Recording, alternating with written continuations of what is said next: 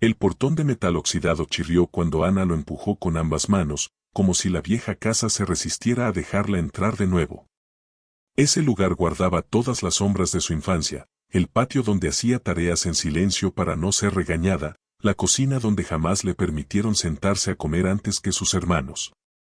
El pasillo donde aprendió a caminar en puntas de pie para no molestar. Era extraño estar ahí después de tantos años, pero también inevitable. A veces el pasado no se busca, simplemente llega, reclamando cuentas pendientes. El interior de la casa estaba igual que siempre, solo más oscuro. Las paredes amarillentas, asfixiadas por moho y por años de gritos reprimidos, parecían observarla con esos ojos invisibles que solo tienen los lugares donde fuimos infelices. Ana tragó saliva al entrar al comedor, donde su padre estaba sentado en la cabecera, como una réplica exacta de la figura autoritaria que reinaba sobre todas las decisiones, sobre todas las vidas, sobre cada respiro que se daba en esa casa. No había envejecido mucho, apenas lo suficiente para teñir ciertas arrugas de un cansancio que él jamás admitiría. Pero su mirada seguía siendo la misma, dura, afilada, acostumbrada a mandar sin negociar, a imponer sin explicar. Cuando Ana se acercó, él no la recibió con abrazo ni con saludo. Solo pronunció una frase que ella reconocía como un instrumento de dominio, como una cadena invisible que la había atado durante toda su vida: siéntate y agradece que te dejo vivir aquí. Las palabras la golpearon en el pecho con la misma fuerza que siempre, despertando viejas heridas que nunca terminaron de cerrar, cicatrices que dolían cada vez que llovía, cada vez que recordaba. Ella no se sentó. No podía. Sus piernas se negaban a obedecer ese mandato que había acatado 1000 veces de niña. Y por primera vez en 32 años, no se sintió culpable por desafiarlo. Sus dos hermanos estaban ahí, Rodrigo y Mauricio, uno a cada lado de la mesa, inclinando la cabeza como si fueran extensiones del poder que su padre ejercía sobre todos. Ellos siempre habían recibido los privilegios, el apoyo económico para la universidad, el reconocimiento público de cada pequeño logro, las palabras de orgullo que para Ana nunca existieron. Ella había crecido en la misma casa, pero había sido tratada como una invitada indeseada, como si cada respiración fuera un gasto que debía justificarse. Como si su existencia misma fuera una carga que todos debían soportar con resignación. Incluso la silla que su padre señalaba estaba colocada ligeramente más lejos de la mesa, como un recordatorio silencioso de que no pertenecía del todo, de que su lugar en esa familia era marginal, provisional, condicional. Ana dejó una carpeta de documentos sobre la mesa con un golpe seco que resonó en el silencio tenso del comedor. Sus manos temblaban, pero no de miedo, de determinación, de rabia contenida durante 20 años, de verdades que habían esperado demasiado tiempo para salir a la luz. El padre arqueó una ceja con ese gesto de superioridad que Ana conocía tan bien, ese gesto que usaba para minimizar cualquier cosa que ella intentara decir o hacer. ¿Y eso qué es? ¿Vienes a pedirme dinero otra vez? Ana soltó una risa amarga, una que ni siquiera sabía que era capaz de producir, una risa que contenía décadas de humillaciones digeridas en silencio. No vine a pedir nada. Vine a devolver lo que me quitaste. Los hermanos la miraron con inquietud, intercambiando miradas rápidas que delataban que sabían exactamente de qué estaba hablando. El ambiente se volvió denso, como si el aire se acomodara para presenciar algo que llevaba demasiado tiempo esperando ocurrir.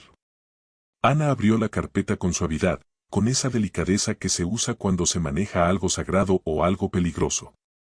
Dentro había fotografías amarillentas, cartas dobladas y desdobladas tantas veces que las marcas permanentes contaban su propia historia, papeles que habían sido guardados en secreto durante años esperando este momento. Tomó la primera fotografía y la puso frente a su padre con un movimiento firme. Era ella, con 8 años, parada en la cocina sosteniendo una bandeja de tacos mientras sus hermanos comían sentados como reyes. ¿Te acuerdas de esta escena?, preguntó Ana con una voz que no sonaba como la suya, o tal vez sonaba exactamente como la suya debió sonar siempre si no la hubieran acostumbrado al silencio. El padre ni siquiera miró la foto. Mantuvo la vista fija en algún punto indefinido de la pared, como si ignorar la evidencia fuera suficiente para hacerla desaparecer. Eso fue hace mucho. No exageres.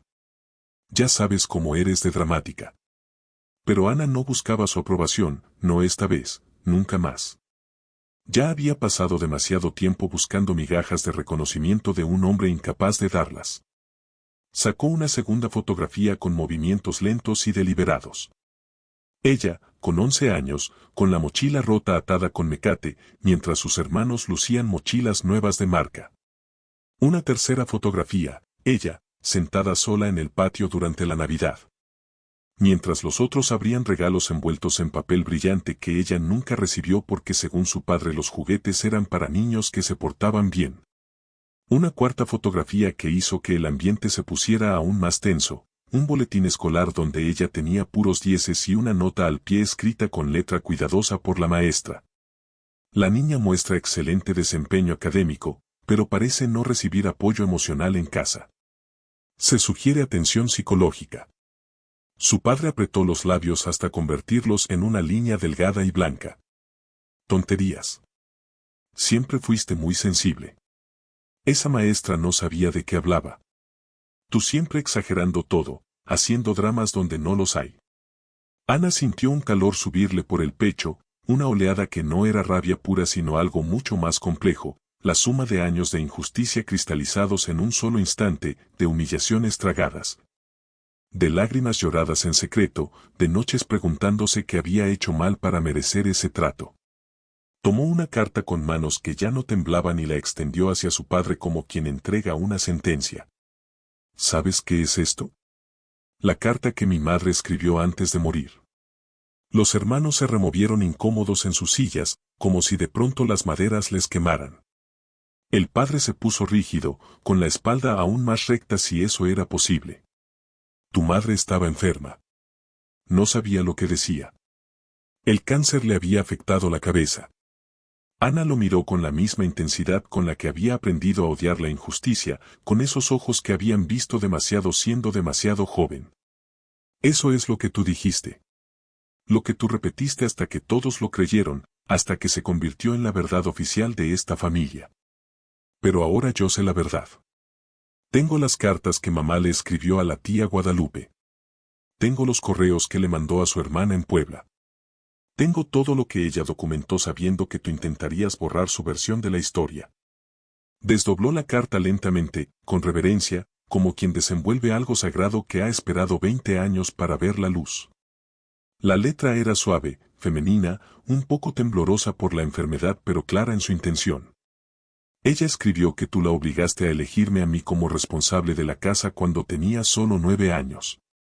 Que le dijiste que no importaba si yo perdía mi infancia, siempre y cuando mantuviera esta casa funcionando mientras ella estaba en quimioterapias. El padre apretó los puños sobre la mesa, con los nudillos poniéndose blancos. Tu madre exageraba. Siempre exageraba todo. Era muy sentimental, ya sabes cómo son las mujeres. Ana ignoró la interrupción y continuó leyendo con voz firme. También dijo que te pedía, te rogaba, que me dejaras ser niña. Que me permitieras estudiar sin tener que cocinar para 4 personas antes de ir a la escuela. Que me dejaras jugar sin que me regañaras por perder el tiempo. Que me dejaras descansar sin sentirme culpable. Que me trataras igual que a mis hermanos, que también soy tu hija, que también merezco amor. Pero tú no quisiste. Dijiste que las mujeres debían aprender a ser fuertes desde chicas, que los privilegios eran para los hombres que iban a mantener familias. Los hermanos bajaron la mirada, finalmente incapaces de sostener la farsa, de fingir que no sabían, de actuar como si todo esto fuera una sorpresa. Rodrigo jugaba nervioso con el salero. Mauricio se limpiaba las manos en el pantalón una y otra vez, como si pudiera limpiarse también la culpa de años de complicidad silenciosa. Ana continuó, porque ahora que había empezado no podía detenerse, las palabras salían como agua de un dique roto. No me diste una infancia. No me diste amor.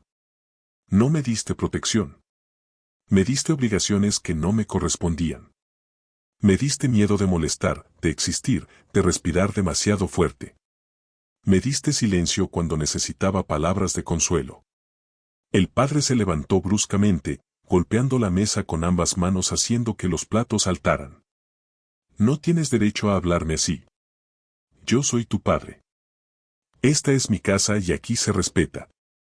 Ana finalmente se sentó, pero no por obediencia, sino para demostrar que ya no era la misma niña que él manipulaba con gritos y amenazas.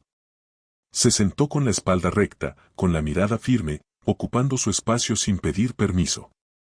Si tengo derecho. Porque tú me arrebataste el mío por años. Porque me quitaste la voz y hoy vengo a recuperarla. Sacó otro documento de la carpeta, este con el sello oficial del DIF de Oaxaca. Este es el informe de la trabajadora social que visitó la casa cuando yo tenía 12 años. ¿Te acuerdas de ella? Dijiste que había sido una inspección rutinaria, que todas las familias pasaban por eso. Mentira. Ella vino específicamente porque la escuela reportó que yo parecía agotada, que a veces llegaba con las manos lastimadas de tanto lavar trastes con agua fría, que no hablaba en clase, que me quedaba dormida en los exámenes. Y tú le dijiste que yo era problemática, que inventaba cosas para llamar la atención, que era floja y dramática.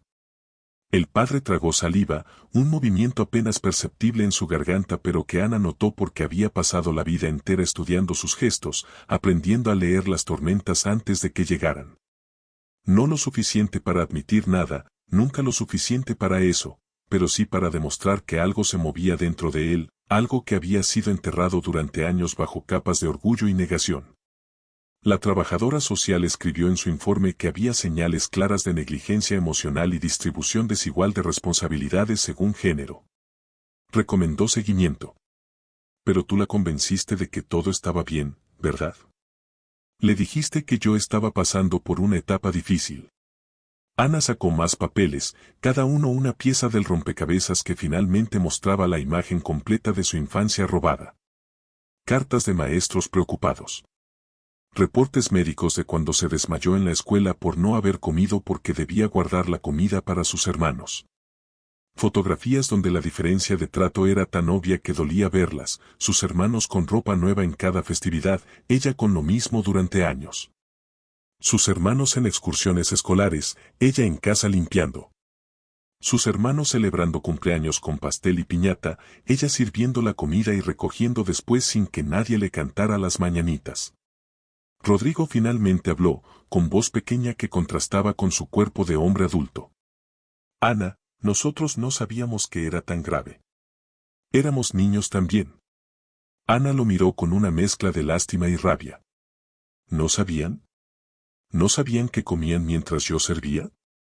¿No sabían que tenían ropa nueva mientras yo usaba lo que mamá arreglaba de retazos? ¿No sabían que iban a fiestas mientras yo me quedaba cuidando la casa? Claro que sabían.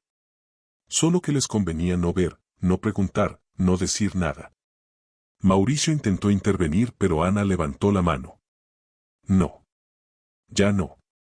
Ustedes tuvieron 20 años para decir algo y eligieron el silencio cómplice. Hoy me toca hablar a mí. Se volvió hacia su padre, que seguía de pie pero ahora parecía más pequeño, como si el peso de la evidencia lo estuviera encogiendo físicamente. Toda mi vida me preguntaba qué había hecho mal. ¿Por qué mis hermanos sí merecían amor y yo solo merecía trabajo? ¿Por qué ellos sí podían equivocarse y yo debía ser perfecta? ¿Por qué ellos sí podían ser niños y yo debía ser adulta desde los 9 años? Me preguntaba si era mi culpa, si había algo roto en mí que hacía que no fuera digna de cariño.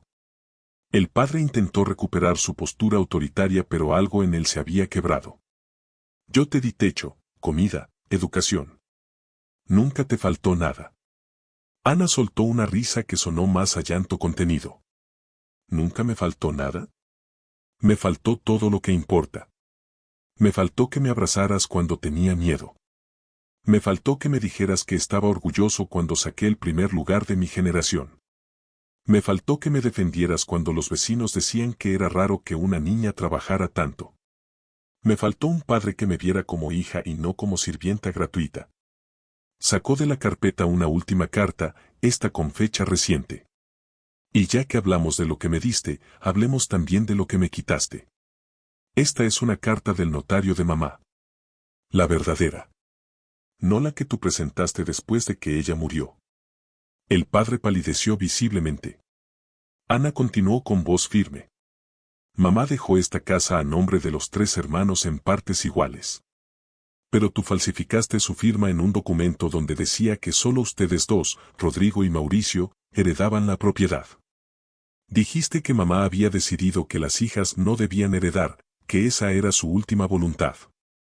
Mentira. El silencio que cayó sobre el comedor fue tan denso que parecía sólido, algo que se podía tocar y pesar. Los hermanos miraron a su padre con ojos que ahora contenían preguntas que habían evitado hacer durante 2 décadas. Ana colocó el documento frente a ellos. El notario original guardó una copia certificada. Cuando yo empecé a investigar hace 6 meses, después de que una tía me contó que mamá había mencionado dejarme algo, encontré la verdad. Esta casa es legalmente 1/3 mía. Siempre lo fue. Y tú lo sabías. El padre se dejó caer en su silla como un edificio que se derrumba en cámara lenta. Intentó hablar pero su voz salió quebrada. Yo pensé que era lo mejor. Las mujeres se casan y se van. Los hombres mantienen el apellido, la casa familiar. Era por el bien de todos. Ana negó con la cabeza, sintiendo una mezcla extraña de victoria y tristeza. No fue por el bien de todos. Fue por tu orgullo. Por tu necesidad de controlar. Por tu idea retorcida de que yo debía agradecerte por dejarme vivir en lo que era legalmente también mío. Se puso de pie, tomando la carta de su madre y dejando el resto de los documentos esparcidos sobre la mesa como evidencia de un juicio que finalmente se estaba llevando a cabo. Durante 20 años me sentí culpable. Culpable por existir, por molestar, por ocupar espacio. Me fui de esta casa a los 18 años creyendo que era una ingrata, que no había sabido apreciar lo que me dieron. Trabajé limpiando casas ajenas mientras ustedes vivían en la que también era mía. Pagué renta en cuartos de azotea mientras aquí sobraban habitaciones. Me dormía llorando preguntándome por qué no era suficiente para que mi padre me quisiera. Mauricio tenía lágrimas en los ojos. Ana, lo siento. No sabíamos lo del testamento. Papá nos dijo que mamá había decidido así. Ana lo miró con una mezcla de compasión y decepción. Tal vez no sabían lo del testamento. Pero sí sabían cómo me trataban. Sí veían la diferencia. Y callaron. Eso también duele, Mauricio. No tanto como lo que hizo papá, pero también duele. Rodrigo se limpió las lágrimas con el dorso de la mano. ¿Qué vas a hacer ahora? ¿Vas a demandar? ¿Vas a pelear por tu parte de la casa? Ana respiró profundo, sintiendo como el aire entraba y salía de sus pulmones con una libertad que no había experimentado en años. No. No voy a pelear por esta casa. Ya no la quiero. Está envenenada con demasiados recuerdos malos. Pero sí voy a demandar para que se reconozca legalmente lo que mamá quiso, para que quede en un documento oficial que ella sí me amó, que ella sí me consideró su hija igual que a ustedes, que mi padre fue quien borró eso. Y después voy a vender mi parte o donársela a una fundación que ayude a niñas en situaciones de violencia familiar. No quiero nada que venga de aquí. El padre levantó la vista, con los ojos enrojecidos pero todavía sin lágrimas. ¿Entonces a qué viniste? Si no quieres la casa, si no quieres dinero, ¿qué quieres de mí? Ana lo miró por última vez con esa mirada que había aprendido de él, dura, afilada, pero a diferencia de la suya, justa. Vine a devolver algo. A devolverte tu frase. Esa que me repetiste 1000 veces. Siéntate y agradece que te dejo vivir aquí. Vine a decirte que yo ya no agradezco nada. Que no te debo nada. Que el techo que me diste nunca fue hogar. Que la vida que he construido lejos de ti, sin tu ayuda, sin tu apellido pesando en mi espalda, es 1000 veces mejor que cualquier cosa que me ofreciste aquí. Ana cerró la carpeta con un movimiento final. Hoy vine a decirte lo que nunca pude decirte de niña. Que fuiste un mal padre conmigo. Que me lastimaste de formas que todavía estoy sanando. Que tu versión del amor era en realidad control disfrazado. Que confundiste criar con quebrar. Y que la vida me demostró que no necesitaba tu aprobación para ser alguien. El padre abrió la boca pero Ana levantó la mano. No. Ya no quiero escuchar tus justificaciones. Tuviste 20 años para buscarme, para disculparte, para intentar reparar aunque fuera un poco del daño. Nunca lo hiciste. Esta es mi única visita. No vuelvo. Se giró hacia sus hermanos. A ustedes les digo algo diferente. Todavía están a tiempo de ser mejores. De ser mejores padres si tienen hijos. De ser mejores hermanos. De no repetir lo que vieron aquí. Pero eso es decisión de ustedes. Yo ya cumplí con lo que vine a hacer. Rodrigo se levantó como si fuera a abrazarla, pero Ana dio un paso atrás. No. Todavía no. Tal vez algún día, si hacen el trabajo de entender realmente lo que pasó aquí, de aceptar su parte de responsabilidad. Pero hoy no. Hoy solo vine a cerrar un ciclo que llevo abierto desde que tengo memoria. Ana caminó hacia la puerta con pasos firmes, sin la prisa del miedo pero tampoco con la lentitud de la duda. Cada paso resonaba en el piso de mosaico como una declaración de independencia. Al llegar al umbral, se detuvo sin voltear. Hay algo más que necesito que sepan. La frase de papá, esa que tanto daño me hizo, terminó siendo mi salvación. Cada vez que me sentía débil, cada vez que quería rendirme, recordaba esas palabras y me decía a mí misma que yo no iba a vivir agradeciendo migajas. Que yo iba a construir mi propia casa, mi propio techo, mi propia familia elegida. Y lo hice. El padre finalmente habló, con voz rota. Ana, yo, no sabía qué. Ana lo interrumpió sin voltear. Sí sabías. Siempre supiste. Solo que te convenía no verlo, no admitirlo, no cambiarlo. Pero ya no importa. Lo que importa es que yo ya me liberé de esto. De ti. De la necesidad de que me quieras. De la esperanza de que algún día me digas que estás orgulloso. Ya no necesito nada de eso. Lo encontré en otro lado. En la familia que elegí. En los amigos que son más hermanos que los de sangre. En mí misma. Abrió la puerta y la luz del atardecer de Oaxaca entró como un río dorado, iluminando el polvo que flotaba en el aire viciado de esa casa. Afuera se podía escuchar el sonido de los niños jugando en la calle, el pregón de un vendedor de tamales, la vida normal de un barrio normal en una tarde normal. Una vida que seguía sin importar el drama que se desarrollaba en ese comedor. Ana respiró ese aire de afuera, ese aire que olía a libertad, a futuro, a posibilidad. Antes de salir, dijo sin voltear, no vine a reconciliarme. No vine a hacer las paces. Vine a liberarme. A soltar el peso de cargar con su culpa. A dejar de preguntarme qué hice mal. Vine a decirme a mí misma, en voz alta, frente a ustedes, que no fue mi culpa. Que yo era solo una niña que merecía amor y no lo recibió. Y que eso dice todo de ustedes y nada de mí. Y cuando la puerta se cerró detrás de ella, la casa entera pareció desabar bajo el peso de 20 años de verdades negadas. Ana caminó por las calles empedradas de su antigua colonia sintiendo como algo se desprendía de sus hombros con cada paso. Pasó frente a la tiendita donde de niña compraba tortillas con las monedas que le daban de a peso cuando hacía mandados. Pasó frente a la escuela primaria donde se quedaba después de clases porque no quería llegar a casa. Pasó frente a la iglesia donde le pedía a la Virgen de Guadalupe que la hiciera invisible, que la hiciera tan pequeña que nadie notara su existencia y así no fuera una carga para nadie. Cada lugar era un fantasma de lo que fue, pero Ana ya no era esa niña. Era una mujer de 32 años que había construido una vida digna a pesar de todo. Que se había pagado su propia carrera trabajando de mesera en un restaurante de Tlaxcala. Que ahora era contadora en una empresa honesta.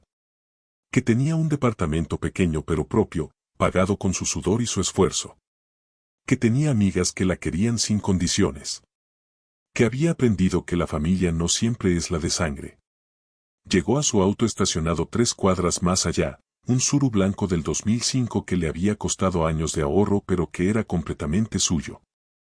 Se sentó al volante y por un momento no arrancó. Solo se quedó ahí, con las manos sobre el volante, procesando lo que acababa de hacer. Había confrontado al monstruo que habitaba sus pesadillas desde niña. Le había dicho su verdad a la cara. Y no había muerto en el intento. El mundo no se había acabado. El cielo no se había caído. Solo había sucedido lo que necesitaba suceder, la verdad había salido a la luz. Sacó su celular y llamó a Laura, su mejor amiga, esa hermana que la vida le dio cuando la sangre le falló. Laura contestó al segundo timbre con esa voz cálida que siempre la hacía sentir en casa. ¿Ya? ¿Ya lo hiciste?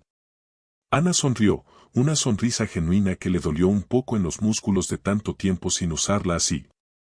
Ya. Ya lo hice. Laura gritó de emoción del otro lado. Lo sabía. Sabía que podías. ¿Cómo te sientes? Ana pensó un momento, buscando las palabras exactas. Ligera. Como si me hubiera quitado un abrigo de plomo que llevaba puesto desde siempre. Laura le dijo que la esperaba en su casa con café de olla recién hecho y pan dulce de la panadería La Esperanza, ese que a Ana le gustaba tanto. Que tenían toda la noche para platicar, para llorar si era necesario, para celebrar que finalmente Ana había dado el paso más difícil de su vida. Ana colgó y arrancó el auto, sintiendo como Oaxaca se iba quedando atrás en el espejo retrovisor. No con tristeza, sino con una especie de paz extraña, como cuando terminas de leer un libro muy largo que te costó trabajo pero que necesitabas terminar para poder pasar a otra cosa.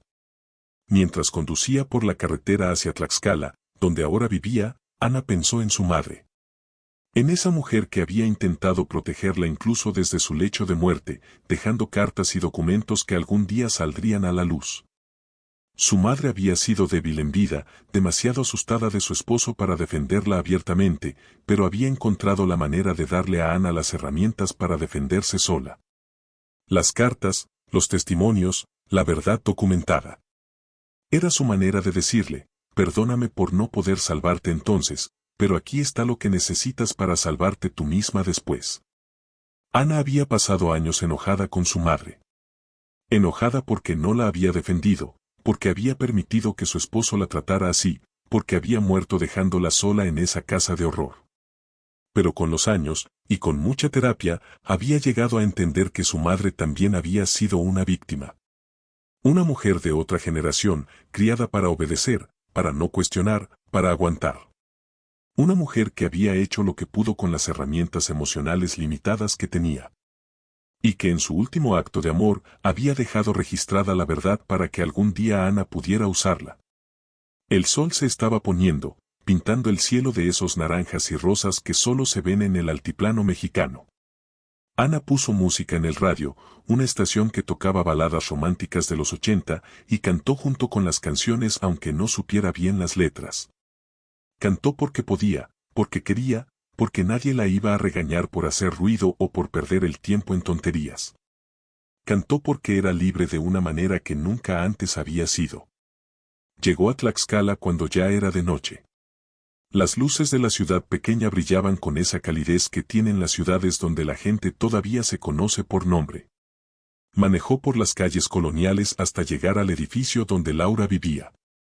Su amiga la esperaba en la puerta del edificio, con un rebozo sobre los hombros y esa sonrisa enorme que la caracterizaba. Cuando Ana bajó del auto, Laura la abrazó con fuerza, de esos abrazos que duran y que dicen todo lo que las palabras no pueden. Subieron al departamento de Laura, un espacio pequeño pero acogedor lleno de plantas y fotografías y colores vivos. Olía a café recién hecho y a canela. En la mesa de la cocina había un plato con conchas, orejas y cuernitos todavía tibios. Laura le sirvió café en una taza de barro pintada a mano y le hizo un gesto para que se sentara. Ahora sí. Cuéntame todo. Desde el principio. Ana tomó un sorbo de café, dejando que el calor le bajara por el pecho, y empezó a contar. Le contó del chirrido del portón oxidado que parecía advertirle que no entrara. Del olor a moho y tabaco que seguía igual después de tantos años. De la mirada de su padre, dura e inflexible como siempre. De la frase que había sido el detonante de todo, siéntate y agradece que te dejo vivir aquí. Le contó de cómo había sacado cada documento, cada fotografía, cada carta. De cómo la cara de su padre había ido cambiando, perdiendo color, perdiendo certeza. De cómo sus hermanos habían bajado la mirada, finalmente confrontados con su complicidad. Le contó del testamento falsificado, de la herencia robada, de 20 años de mentiras sostenidas por el silencio familiar. Laura escuchaba con los ojos cada vez más abiertos, a veces interrumpiendo con exclamaciones de indignación, a veces apretando la mano de Ana sobre la mesa. Cuando Ana terminó de contar, Laura estaba llorando. Ese hijo de su. Laura se contuvo, respiró profundo. No tengo palabras. Es peor de lo que pensábamos. Ana asintió. Lo sé. Pero ya está. Ya dije todo lo que tenía que decir. Ya solté todo lo que tenía que soltar. Laura se limpió las lágrimas. ¿Y ahora qué? ¿Vas a proceder legalmente con lo del testamento? Ana se encogió de hombros. No lo sé todavía. Parte de mí quiere pelear, quiere que se haga justicia, que quede registrado oficialmente que mi madre me amaba, que yo sí importaba. Pero otra parte solo quiere olvidarse de todo y seguir adelante. Laura asintió comprensiva. No tienes que decidir ahora. Date tiempo. Procesa esto. Y después decides con la cabeza fría. Ana sonrió agradecida. ¿Qué haría sin ti? Pasaron el resto de la noche platicando de otras cosas. De los planes de Laura de abrir su propio taller de costura. De la nueva serie que estaban viendo en Netflix. De lo caro que estaba subiendo todo. De la vida normal, cotidiana, simple. Y fue exactamente lo que Ana necesitaba. Recordar que la vida no era solo trauma y confrontación. Que también era café tibio y pan dulce y risas con amigas y planes para el futuro. Se quedó a dormir en el sillón de Laura, arropada con una cobija de lana que olía a suavizante de rosas. Durmió profundamente por primera vez en meses. Sin pesadillas. Sin despertar a las 3 de la madrugada con el corazón acelerado y el peso en el pecho. Durmió como duermen las personas que han hecho las paces con su pasado, que han dicho lo que necesitaban decir, que han cerrado las puertas que debían cerrarse. Al día siguiente, Ana despertó con el sol entrando por la ventana y el sonido de Laura preparando el desayuno en la cocina. Se levantó sintiéndose diferente, renovada de alguna manera. Se miró en el espejo del baño y por primera vez en mucho tiempo se gustó lo que vio. No físicamente necesariamente, sino algo más profundo. Vio a una mujer que había sobrevivido. Que había sido fuerte cuando necesitó serlo. Que había encontrado su voz después de años de silencio.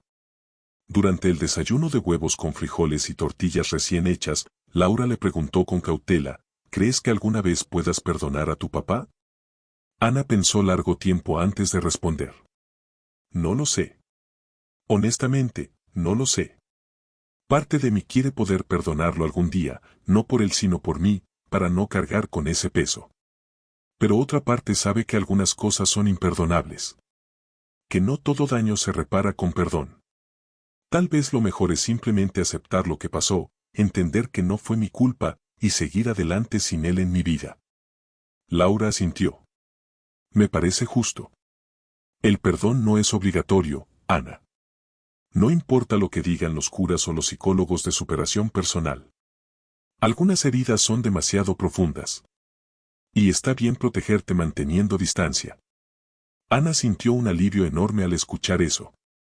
Había pasado tanto tiempo sintiéndose culpable por no poder perdonar, por seguir enojada, por no ser la hija noble que olvida y perdona todo. Era liberador escuchar que estaba bien no perdonar, que estaba bien protegerse, que estaba bien elegir su paz mental sobre la reconciliación familiar. Los días siguientes fueron extraños para Ana. Se despertaba esperando sentir el peso familiar de la ansiedad en el pecho y no estaba ahí. Iba al trabajo esperando estar distraída y pensando en la confrontación, pero se encontraba concentrada y presente. Hablaba con sus compañeros de trabajo con una ligereza nueva, como si hubiera soltado un lastre invisible que la había estado hundiendo durante años. La gente notaba algo diferente en ella, aunque no sabían exactamente qué. Su jefa, la señora Rodríguez, le comentó una tarde mientras revisaban unos balances, «Te ves diferente, Ana. No sé qué es, pero te ves más ligera. ¿Cómo más tú?» Ana sonrió. Hice algo que necesitaba hacer desde hace mucho tiempo. La señora Rodríguez, que era una mujer sabia de 60 años que había criado sola a 4 hijos, asintió comprensiva sin hacer más preguntas. A veces lo más difícil es hacer lo correcto, sobre todo cuando lo correcto va en contra de lo que nos enseñaron sobre familia y lealtad. Me da gusto que hayas encontrado tu camino. Una semana después de la confrontación, Ana recibió un mensaje de Mauricio, su hermano menor. Era largo, lleno de disculpas torpes y explicaciones que sonaban más a justificaciones. Decía que había estado pensando mucho en todo lo que Ana había dicho. Que había hablado con Rodrigo. Que ambos se daban cuenta ahora de cosas que habían ignorado durante años. Que querían compensarla de alguna manera. Que si podían verla para hablar. Ana leyó el mensaje 3 veces. Sintió una mezcla de emociones. Parte de ella quería darles una oportunidad, ver si realmente podían construir algo nuevo. Otra parte estaba cansada, tan cansada de educar, de explicar, de cargar con el trabajo emocional de hacer que otros entendieran su propio dolor. Le respondió con un mensaje corto: necesito tiempo. Tal vez en unos meses podamos hablar. Pero no prometo nada. Mauricio respondió con un simple: entiendo. Aquí estaremos cuando estés lista. De su padre no supo nada. Ni un mensaje, ni una llamada, ni un gesto. Y Ana se dio cuenta de que no le sorprendía. Su padre era incapaz de admitir error, incapaz de doblegar su orgullo, incapaz de dar el brazo a torcer. Probablemente en su mente había reescrito toda la escena como una traición de Ana, como una hija ingrata que había exagerado todo, que había sido influenciada por feministas y psicólogos modernos. Y estaba bien. Ana ya no necesitaba nada de él. Ni disculpas, ni explicaciones, ni reconciliación.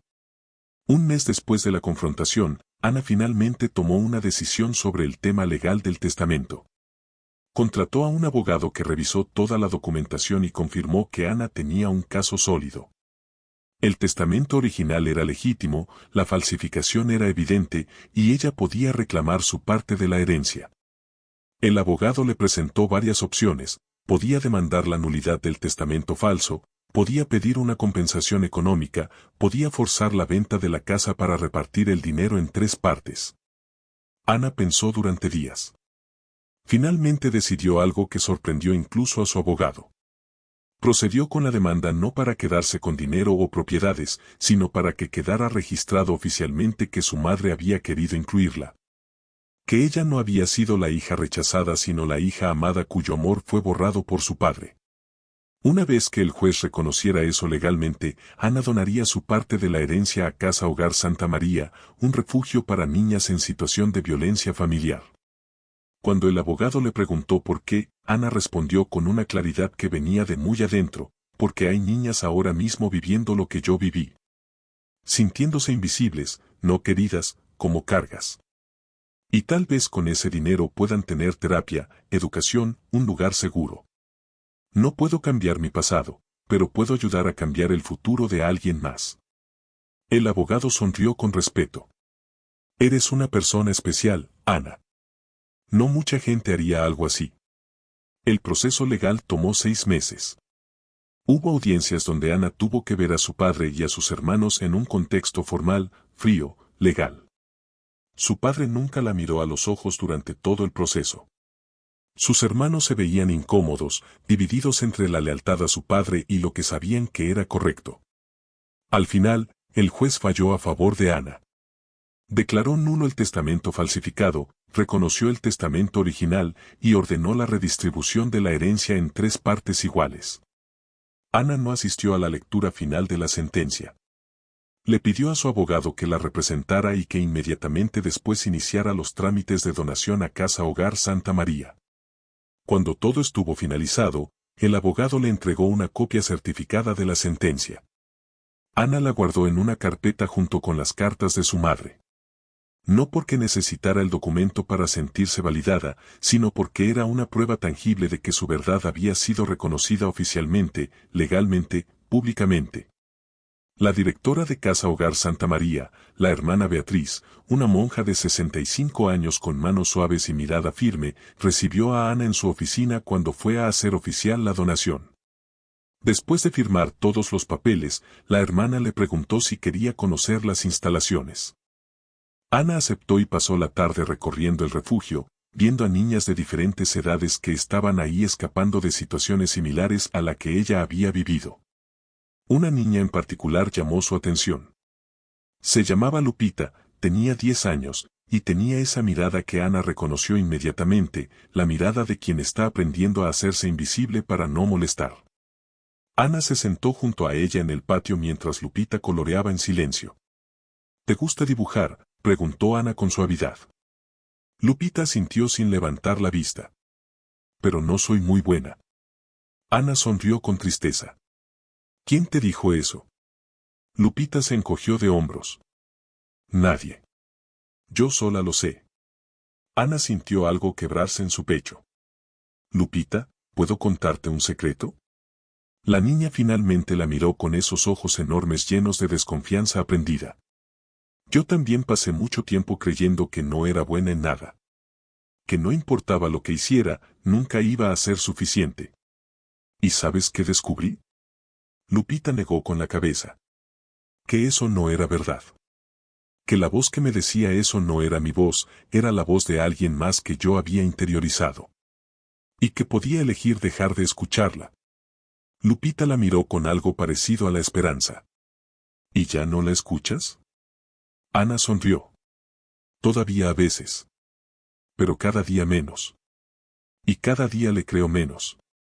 Ahora tengo otras voces en mi cabeza, voces amables que me dicen cosas bonitas. Y poco a poco esas voces se están volviendo más fuertes. Lupita procesó esto en silencio. Luego preguntó con voz pequeña, ¿tú crees que yo pueda tener voces así también? Ana le acarició el cabello suavemente. Estoy segura. Y este lugar va a ayudarte a encontrarlas. Esa noche, de regreso en su departamento, Ana se sintió en paz de una manera que nunca había experimentado. No era felicidad necesariamente, porque todavía había dolor, todavía había días difíciles. Pero era algo más profundo que felicidad. Era la sensación de estar haciendo lo correcto, de estar viviendo alineada con sus valores, de estar usando su dolor para crear algo bueno en el mundo. Y eso era más valioso que cualquier reconciliación familiar o cualquier disculpa que nunca llegaría. Los meses pasaron. Ana continuó con su vida, con su trabajo, con sus amistades.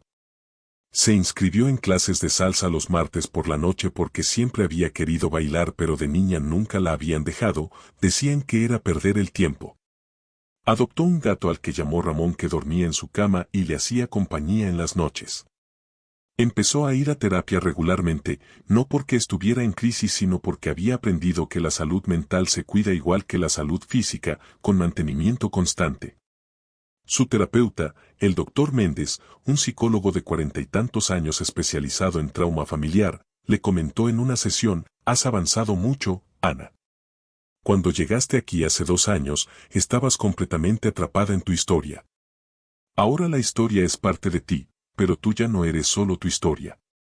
Ana asintió, sintiendo la verdad de esas palabras. Todavía me duele a veces. Todavía hay días que me pregunto cómo hubiera sido crecer en una familia que me quisiera.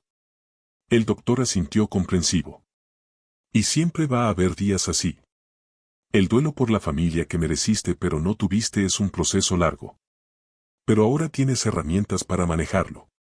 1 año después de la confrontación, Ana recibió una llamada inesperada. Era Rodrigo. Su voz sonaba diferente, más humilde, menos segura. Ana, sé que dijiste que necesitabas tiempo. Ha pasado 1 año. No te llamo para presionarte. Solo quería que supieras que Mauricio y yo hemos estado yendo a terapia. Juntos y separados. Estamos trabajando en entender nuestra parte en todo esto. Y queríamos que supieras que vendimos la casa. Papá se fue a vivir a un departamento más pequeño. Y de la venta, apartamos tu tercio. Está en una cuenta a tu nombre. No es para comprar tu perdón. Es porque es lo justo. Ana se quedó en silencio, procesando. Finalmente preguntó, ¿y papá? ¿Qué dice él de esto? Rodrigo suspiró. Papá no habla con nosotros. Cuando decidimos vender y darte tu parte, nos corrió de su vida. Dice que somos traidores, que nos dejamos manipular por ti. Pero Mauricio y yo estamos de acuerdo en que es lo correcto. Ana sintió una mezcla compleja de emociones. No necesito el dinero. Ya les dije que no quiero nada de ahí. Rodrigo insistió. Lo sabemos. Pero es tuyo de todas formas. Haz con él lo que quieras. Dónalo si quieres. Pero al menos recíbelo como reconocimiento de que te quitamos algo que era tuyo. Ana aceptó recibir el dinero no porque lo necesitara sino porque entendió que para sus hermanos era importante ese gesto de restitución. Lo usó para crear un fondo educativo en Casa Hogar Santa María que ayudaría a las niñas que vivían ahí a pagar la universidad cuando llegara el momento. La hermana Beatriz lloró cuando Ana le contó. Le puso nombre al fondo, Luz María, el nombre de su madre. Así su madre, que no había podido protegerla en vida, estaría protegiendo a otras niñas después de su muerte. Ana empezó a reunirse ocasionalmente con Rodrigo y Mauricio. Al principio eran reuniones tensas, llenas de silencios incómodos y frases que empezaban y no terminaban. Pero poco a poco, muy lentamente, empezaron a construir algo nuevo. No era la relación de hermanos que pudieron haber tenido si todo hubiera sido diferente. Pero era algo. Era honesto, era respetuoso, estaba basado en la verdad y no en la negación. Y eso, para Ana, era suficiente. Sus hermanos le contaron que su padre se había vuelto más amargo, más aislado. Que vivía solo en su departamento pequeño, sin hablarle a nadie, convencido de que el mundo entero estaba equivocado menos él. Que había rechazado invitaciones a cumpleaños de sus nietos porque sus hijos se habían portado mal con él. Ana sintió tristeza al escuchar eso, pero no culpa. No era su responsabilidad salvar a un hombre que se negaba a admitir que necesitaba ser salvado. 2 años después de la confrontación, Ana conoció a alguien. Se llamaba Daniel, era maestro de primaria, tenía una risa fácil y manos suaves que sabían acariciar sin exigir. Lo conoció en una librería, ambos alcanzando el mismo libro de poesía de Rosario Castellanos. Se sonrieron, él le ofreció el libro, ella insistió en que lo tomara él, terminaron comprando 2 copias y tomando café en la cafetería de al lado. Hablaron durante 3 horas sobre libros y vida y sueños. Daniel era diferente a cualquier hombre que Ana hubiera conocido. Era gentil sin ser débil, era claro en sus intenciones sin ser demandante, respetaba sus límites sin hacerla sentir que era demasiado complicada. En su tercera cita, Ana decidió ser honesta con él sobre su historia familiar. No porque se lo debiera sino porque quería que la conociera completa, con sus cicatrices y su equipaje. Le contó todo mientras caminaban por el zócalo de Tlaxcala bajo las luces de diciembre. Daniel la escuchó sin interrumpir. Cuando ella terminó, simplemente le tomó la mano y dijo, «Gracias por confiar en mí para contarme esto. Y quiero que sepas que nada de lo que me contaste me hace verte diferente. Bueno, sí diferente, te veo más fuerte, más valiente». Ana sintió como los ojos se le llenaban de lágrimas. Durante toda mi vida me hicieron sentir que mi historia era una vergüenza, algo que debía ocultar. Daniel negó con la cabeza. Tu historia es parte de lo que te hace ser quien eres. Y quien eres es alguien extraordinaria. La relación con Daniel fue sanadora de maneras que Ana no esperaba. Él le enseñó que el amor no tenía que venir con condiciones, con castigos, con humillaciones. Que se podía discrepar sin guerra. Que se podía pedir espacio sin abandono. Que se podía ser vulnerable sin ser débil. Cada día con él era como desaprender las lecciones tóxicas de su infancia y aprender nuevas formas más sanas de relacionarse. 1 año después de conocerse, Daniel le propuso matrimonio en el mismo café donde se habían conocido. No fue elaborado ni ostentoso. Simplemente le tomó las manos y le dijo, quiero construir una vida contigo. Una vida donde ambos seamos elegidos todos los días, no por obligación sino por amor. ¿Te gustaría eso? Ana dijo que sí con lágrimas en los ojos, no de tristeza sino de alegría genuina, de la sensación de finalmente tener algo bueno, algo limpio, algo que era completamente suyo y no estaba contaminado por su pasado. Se casaron en una ceremonia pequeña en el jardín de Casa Hogar Santa María. Estuvieron presentes Laura y sus otras amigas cercanas, algunos compañeros de trabajo, Rodrigo y Mauricio con sus familias. La hermana Beatriz ofició la ceremonia. Las niñas del hogar fueron las damas de honor, incluida Lupita que ahora tenía 13 años y había florecido en una adolescente segura de sí misma que quería ser abogada para defender a niños en situaciones de violencia.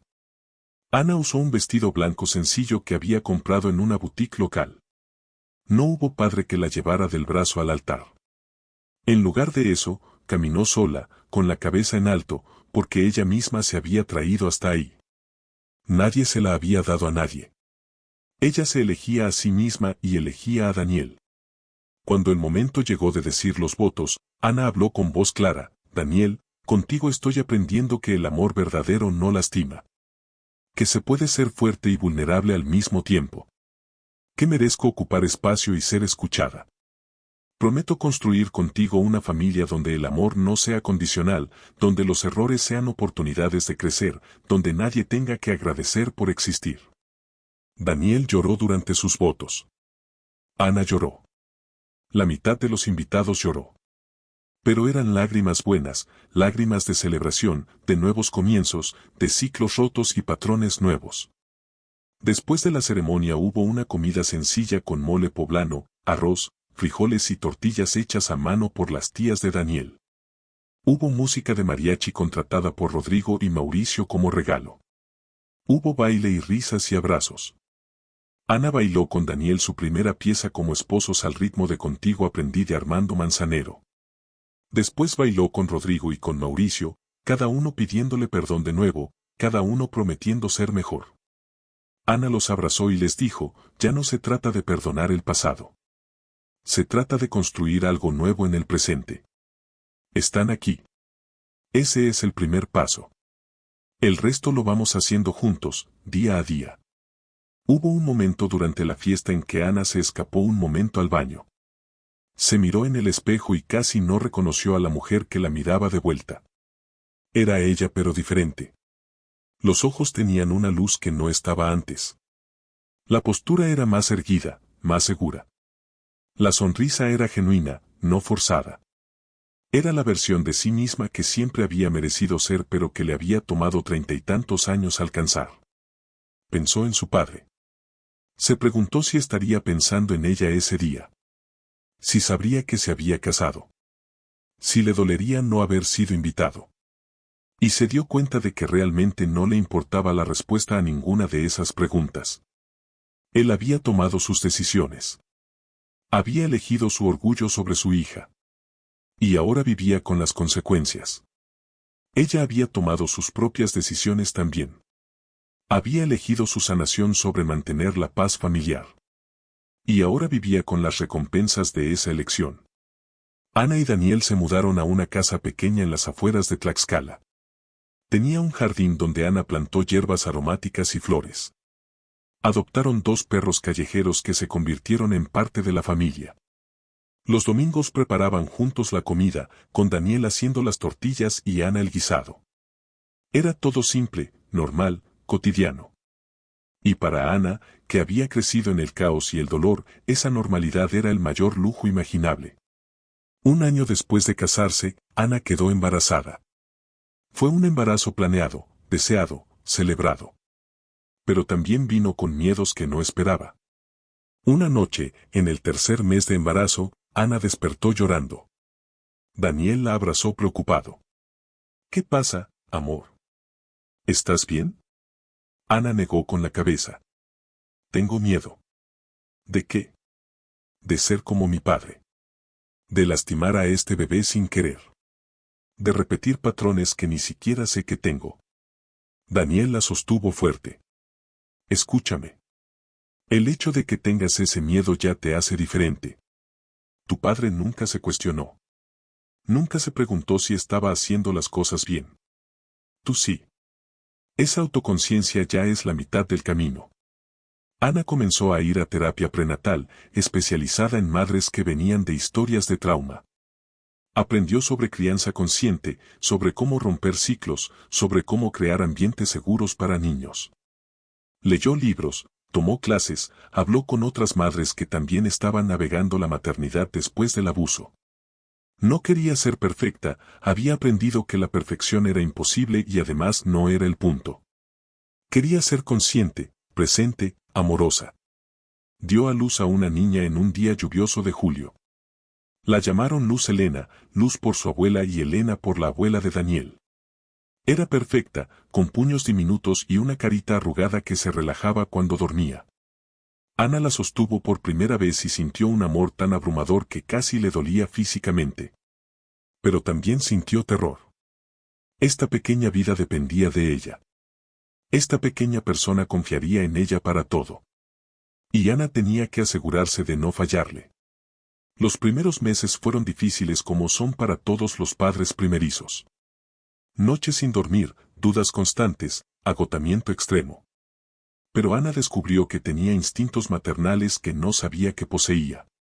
Y cuando no sabía qué hacer, preguntaba. Pedía ayuda. No fingía tener todas las respuestas. Y eso, paradójicamente, la hacía mejor madre que quienes pretendían saberlo todo. Una tarde, cuando Luz Helena tenía 6 meses, Ana estaba meciendo a la bebé para dormir. Cantaba quedito una canción de cuna que Laura le había enseñado. Y de pronto se encontró llorando. Llorando por la niña que había sido, por la madre que no tuvo, por todos los abrazos que nunca recibió. Pero también llorando de gratitud porque podía darle a su hija todo lo que a ella le faltó. Podía romper el ciclo. Podía ser diferente. Estaba siendo diferente. Daniel entró y la encontró así, llorando mientras mecía a Luz Helena. Se sentó junto a ella en silencio. Ana le explicó entre sollozos, estoy llorando por todas las Anas. Por la de 9 años que tenía que cocinar en lugar de jugar. Por la de 12 que se desmayó en la escuela de hambre. Por la de 18 que se fue de casa creyendo que era una fracasada. Y lloro también de alivio porque Luz Helena nunca va a vivir eso. Porque está rompiendo esa cadena conmigo. Daniel la besó en la frente. Estás haciendo un trabajo increíble. Como madre, como persona, como rompedora de ciclos. Los años pasaron. Luz Helena creció siendo una niña curiosa, expresiva, segura de sí misma. Ana se aseguraba todos los días de decirle te amo sin condiciones. De abrazarla sin razón. De escuchar sus preocupaciones por pequeñas que parecieran. De validar sus emociones en lugar de minimizarlas. De dejarla ser niña, con todo lo que eso implicaba de errores y aprendizajes y juegos. Cuando Luz Helena cumplió 5 años, tuvo un berrinche épico en el supermercado porque quería un dulce y Ana le dijo que no. La niña lloró, gritó, se tiró al suelo. Ana sintió las miradas de otros compradores, ese juicio silencioso sobre su capacidad como madre. Por un momento sintió el impulso de reaccionar como su padre hubiera reaccionado, con vergüenza, con castigo, con humillación pública para que la niña se callara y dejara de avergonzarla.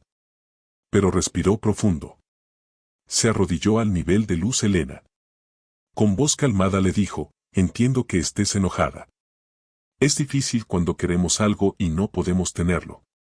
Pero gritar no va a cambiar mi respuesta. Cuando estés lista para hablar con voz normal, podemos platicar sobre por qué no puedes tener el dulce ahorita. Luz Helena eventualmente se calmó. Hablaron. Ana mantuvo su límite pero con amor y respeto. Esa noche, Ana se sintió orgullosa de sí misma de una manera que nunca había sentido. Había logrado hacer diferente en un momento difícil.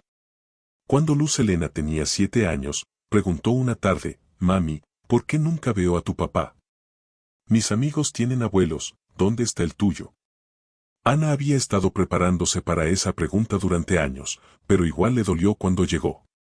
Se sentó con su hija y le explicó con palabras apropiadas para su edad, mi papá y yo no tenemos una relación porque él me trató de maneras que me lastimaron cuando yo era niña. A veces las familias no son perfectas. Y está bien alejarse de personas que nos lastiman, incluso si son familia. Luz Helena procesó esto con seriedad. ¿Te pegaba? Ana negó. No con las manos. Pero con las palabras y con cómo me hacía sentir. Y eso también duele. Luz Helena abrazó a su madre con fuerza. Lo siento, mami. Ana la abrazó de vuelta. Gracias, mi amor. Pero no tienes que sentir pena por mí. Estoy bien ahora. Tengo una familia que elegí, tengo gente que me ama, y sobre todo te tengo a ti. Y tú nunca vas a vivir lo que yo viví. Luz Helena la miró con esos ojos grandes. ¿Me lo prometes? Ana asintió firme. Te lo prometo. Los años continuaron su marcha inexorable. Ana seguía trabajando como contadora, ahora en una posición de mayor responsabilidad. Daniel se convirtió en director de su escuela primaria. Luz Helena creció siendo una estudiante brillante y empática. La familia que habían construido era pequeña pero sólida, basada en comunicación, respeto mutuo y amor real. Ana mantenía contacto ocasional con Rodrigo y Mauricio. Las relaciones no eran perfectas pero eran honestas. Celebraban juntos algunas navidades, algunos cumpleaños. Los hijos de sus hermanos conocían a Luz Helena y jugaban juntos. No era la familia perfecta de las películas, pero era real y era sana y eso era más valioso. De su padre, Ana supo poco. Rodrigo le contó una vez que el viejo seguía solo, más amargado que nunca, convencido de que todos lo habían traicionado. Que rechazaba invitaciones porque no quería ver a Ana ni a sus hermanos que la habían apoyado. Que vivía en su departamento pequeño rodeado de resentimientos y de una versión de la historia donde él era la víctima. Ana sintió tristeza al escuchar eso, pero era una tristeza distante, como cuando escuchas de una tragedia que le pasó a un extraño. Ya no le dolía de la manera personal como antes. Un día, 10 años después de la confrontación, Ana recibió una llamada de Mauricio. Su voz sonaba rara. Papá tuvo un derrame cerebral. Está en el hospital. No saben si va a sobrevivir. Ana sintió algo moverse en su pecho pero no era lo que esperaba. No era urgencia ni culpa ni necesidad de correr a su lado. Era algo más parecido a resignación. ¿Está pidiendo por mí?, preguntó. Mauricio se quedó callado un momento. No. Ni siquiera en este momento. Sigue enojado. Sigue diciendo que tú empezaste todo esto. Ana respiró profundo. Entonces no voy a ir. Si después de 10 años y al borde de la muerte sigue sin poder ver su responsabilidad en lo que pasó, no hay nada que yo pueda hacer ahí. Mauricio suspiró. Lo entiendo. Solo quería que supieras por si acaso. Ana agradeció la llamada y colgó. Se quedó sentada un rato procesando. Daniel la encontró así y se sentó junto a ella. ¿Estás bien? Ana asintió lentamente. Sí. Es raro. Pensé que este momento me afectaría más. Pero solo me siento vacía. Como si ya no hubiera nada ahí. Daniel la abrazó. Ya hiciste tu duelo. Ya soltaste lo que tenías que soltar. Es normal que no sientas mucho ahora. Su padre sobrevivió el derrame pero quedó parcialmente paralizado del lado izquierdo. Rodrigo y Mauricio organizaron su cuidado entre enfermeras y visitas ocasionales de ellos. Le preguntaron a Ana si quería contribuir económicamente. Ana envió dinero sin dudarlo, no por él sino porque era lo correcto, porque ella había elegido ser diferente y parte de eso era actuar con integridad incluso cuando otros no lo hacían. Pero no lo visitó. No sentía que le debiera esa visita. 2 años después, su padre murió de una neumonía complicada. Mauricio llamó a Ana para darle la noticia. Esta vez Ana sintió algo, una tristeza genuina pero compleja. No lloraba por el hombre que había perdido sino por el padre que nunca tuvo, por la relación que pudo haber existido pero que él eligió destruir. Lloraba por las oportunidades perdidas, por los años que él desperdició aferrado a su orgullo en lugar de buscar reconciliación. Fue al funeral, no por él sino por sus hermanos que la habían apoyado durante años. Fue con Daniel y con Luz Helena, que ahora tenía 12 años y entendía suficiente de la situación familiar. El funeral fue pequeño, con poca gente. Su padre había alienado a casi todos en su vida. Ana se paró frente al ataúd y lo miró. Se veía pequeño en la muerte, toda su autoridad y su poder reducidos a un cuerpo frágil en un traje que le quedaba grande. Ana no sintió triunfo. No sintió venganza cumplida. Solo sintió tristeza por una vida desperdiciada en amargura. Murmuró en voz baja, más para ella que para él, tenías la oportunidad de cambiar. En cualquier momento durante estos 10 años pudiste haber buscado ayuda, haber pedido perdón, haber intentado reparar. Elegiste no hacerlo. Y ahora es muy tarde. Espero que donde sea que estés encuentres la paz que nunca encontraste aquí. Se alejó del ataúd sintiéndose ligera, completa, cerrada. Durante el entierro, Ana se mantuvo al lado de Daniel, sosteniendo su mano. Cuando bajaron el ataúd a la tierra, ella no lloró. Ya había llorado todo lo que tenía que llorar por el años atrás. Esto era solo el final de una historia que había terminado realmente mucho tiempo atrás. Cuando tocó echar tierra sobre el ataúd, Ana dejó caer su puñado y susurró, que la tierra te sea leve.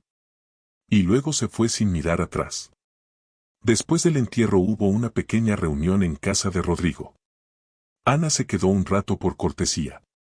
La gente hablaba del padre en términos vagos y políticamente correctos. Fue un hombre trabajador. Fue muy estricto. Tuvo sus dificultades. Ana escuchaba sin comentar. Sabía que en los funerales la gente suaviza las verdades, convierte a los muertos en santos sin importar cómo hayan vivido. Y estaba bien. Que cada quien guardara su versión de quién había sido ese hombre. Mauricio se acercó a Ana antes de que se fuera. Gracias por venir. Sé que no era fácil. Ana asintió. Lo hice por ustedes. Y tal vez un poco por cerrar completamente el ciclo. Mauricio la abrazó. Quisiera poder regresar el tiempo. Hacer las cosas diferentes desde el principio. Ana lo abrazó de vuelta. No podemos cambiar el pasado. Pero hemos construido algo nuevo en el presente. Eso es lo que importa. Rodrigo se unió al abrazo. Los 3 hermanos se quedaron ahí un momento, unidos por la historia compartida y por el compromiso de no repetirla. De regreso a casa en el auto, Luz Helena preguntó desde el asiento trasero, «Mamá, ¿estás triste?» Ana pensó cuidadosamente su respuesta. «Estoy triste, sí. Pero no de la manera que tal vez imaginas. Estoy triste porque mi papá tuvo todas las oportunidades del mundo de ser diferente y eligió no tomarlas. Estoy triste por el tiempo perdido. Pero no estoy triste por haberme alejado de él. Eso fue lo mejor que pude haber hecho». Luz Helena procesó esto. ¿Alguna vez te arrepentiste de no intentar arreglar las cosas con él? Ana negó firmemente. Nunca. Porque arreglar las cosas requiere que ambas partes quieran hacerlo. Él nunca quiso. Y yo no iba a sacrificar mi paz mental intentando cambiar a alguien que no quería cambiar. Esa noche, ya en casa, Ana sacó la vieja carpeta con las cartas de su madre, las fotografías de su infancia, los documentos del juicio. La revisó lentamente, tocando cada papel como quien visita un museo de su propia vida. Estas evidencias habían sido cruciales en su momento, la validación que necesitaba de que su versión de los hechos era real. Pero ya no las necesitaba. Ya no necesitaba pruebas externas para saber que su verdad era válida. Decidió que era tiempo de soltar incluso esto. Guardó las cartas de su madre en una caja especial que conservaría siempre, porque esas eran palabras de amor que merecían ser guardadas. Pero el resto, las fotografías dolorosas, los reportes médicos, los documentos del juicio, los llevó al patio. Encendió una fogata pequeña en el brasero que usaban a veces para asar carne. Y uno por uno, alimentó el fuego con cada papel que representaba su pasado doloroso. Daniel salió y la encontró ahí, iluminada por las llamas naranjas. ¿Estás segura? Ana asintió con una sonrisa. Completamente. Ya no necesito aferrarme a la evidencia del daño. Sé lo que pasó. Hice justicia en su momento. Ahora es tiempo de soltar hasta los recordatorios.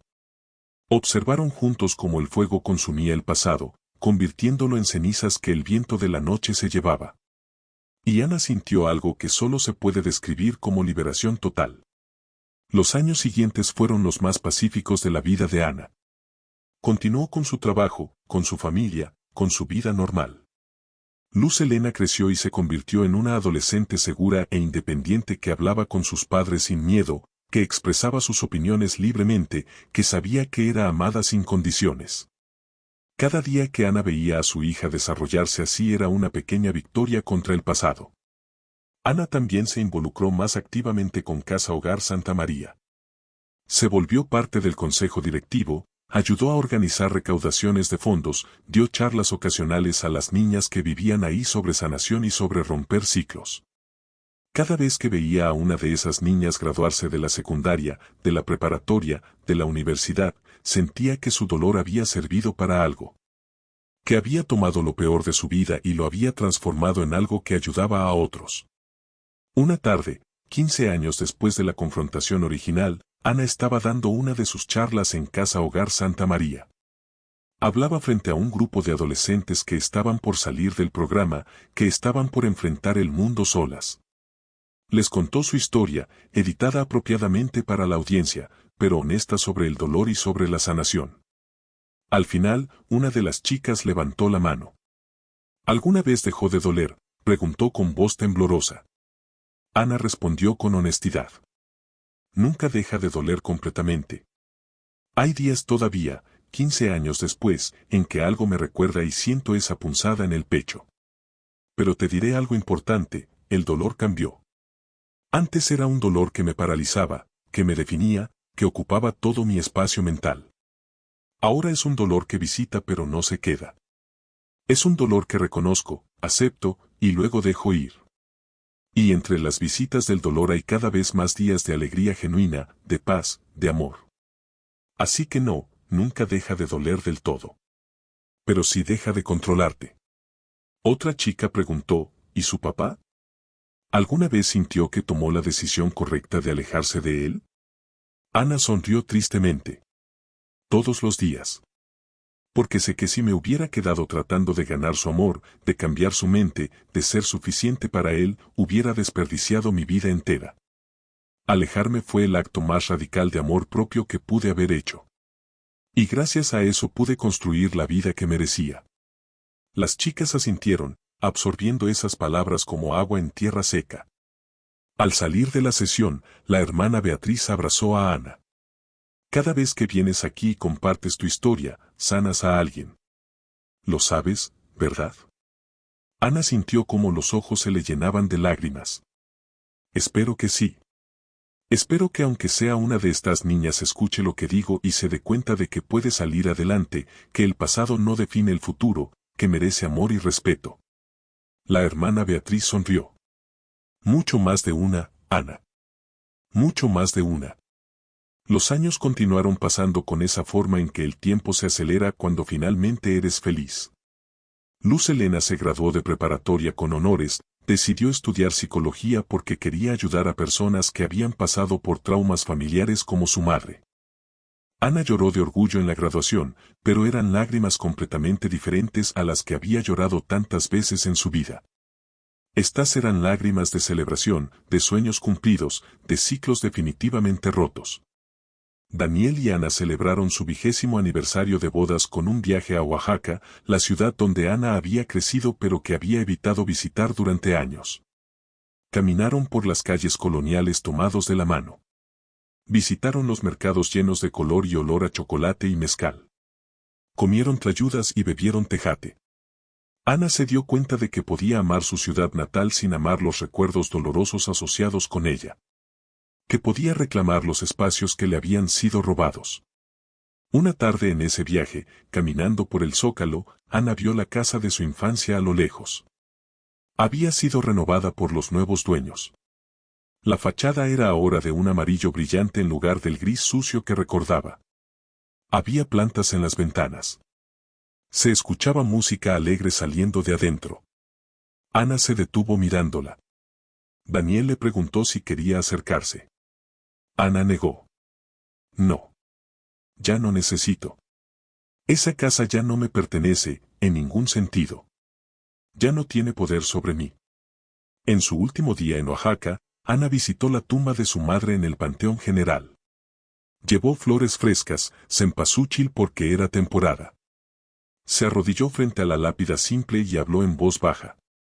Mamá, sé que hiciste lo que pudiste. Sé que me amabas aunque no pudiste protegerme como hubieras querido. Quiero que sepas que estoy bien.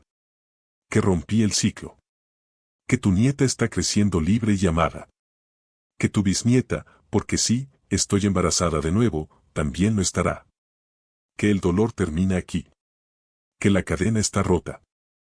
Se quedó ahí un rato, sintiendo el sol tibio de octubre en la espalda, escuchando el viento que movía las hojas de los árboles en el panteón. Sintió una paz profunda, como si su madre le estuviera respondiendo de alguna manera intangible. Cuando se levantó para irse, Ana sintió que finalmente, después de todos estos años, había hecho las paces no solo con su pasado sino con todas las personas involucradas en él, incluyendo a quienes no pudieron ser mejores porque no sabían cómo. Ana regresó a Tlaxcala sintiendo que algo había cerrado finalmente de la manera correcta. Y cuando meses después dio a luz a su segundo hijo, un niño al que llamaron Miguel por el padre de Daniel, sintió que estaba empezando un capítulo completamente nuevo. Este niño crecería con una hermana mayor que lo cuidaría, con padres que se amaban de manera sana, con una familia extendida que aunque no era perfecta era funcional. Crecería sabiendo que es amado sin tener que ganárselo. Y una noche, años después, cuando ambos hijos ya eran adultos y Ana era una mujer de 60 años que miraba atrás hacia su vida, se dio cuenta de algo fundamental. Aquella confrontación en la casa de su padre 20 años atrás no había sido un final. Había sido un comienzo.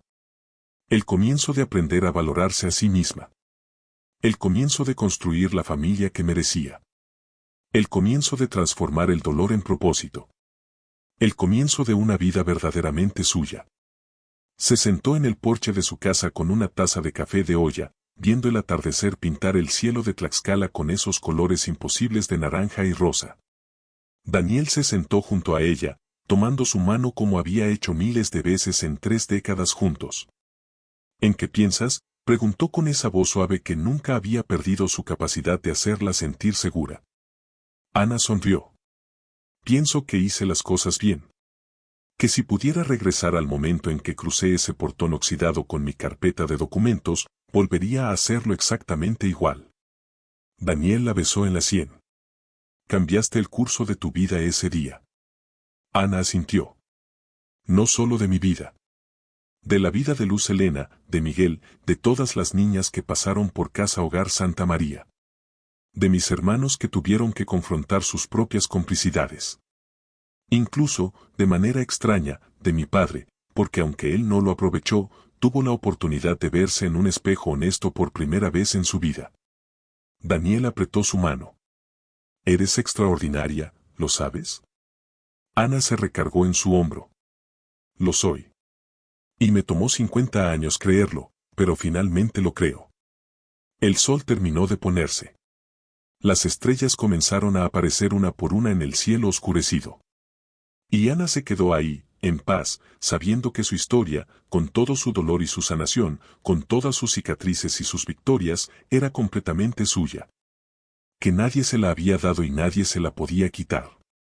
Que había tomado la humillación que intentaron grabarle en el alma y la había convertido en dignidad. Que había tomado el rechazo y lo había convertido en autoconocimiento. Que había tomado el silencio forzado de 20 años y lo había roto con una verdad que liberó no solo a ella sino a todos los que tuvieron el valor de escucharla. Y esa noche, durmió profundamente, sin pesadillas, sin fantasmas, solo con la certeza absoluta de que valió la pena cada momento difícil, cada confrontación dolorosa. Cada paso en el camino de convertirse en quien siempre estuvo destinada a ser, una mujer libre, completa, amada, y sobre todo, dueña absoluta de su propia vida. Si esta historia resonó en tu corazón, si tú también has tenido que elegir entre tu paz y las expectativas familiares, si estás en ese momento difícil de decidir si confrontar o no a quienes te lastimaron. Suscríbete a nuestro canal Historias para distraerte. Aquí compartimos nuevas historias cada día, historias de personas reales que enfrentaron injusticias, rompieron ciclos y encontraron su camino hacia la sanación. Historias que te recuerdan que no estás solo, que tu verdad importa, que mereces amor y respeto sin condiciones. Dale like a este video si la historia de Ana te movió algo por dentro. Compártelo con alguien que necesite escuchar que está bien alejarse de relaciones tóxicas, incluso si son familia. Y recuerda, nunca es tarde para elegirte a ti mismo. Nunca es tarde para romper el silencio. Nunca es tarde para decir tu verdad. Nos vemos mañana con una nueva historia. Gracias por estar aquí y ser parte de esta comunidad que cree en la sanación, la justicia y el poder de las palabras.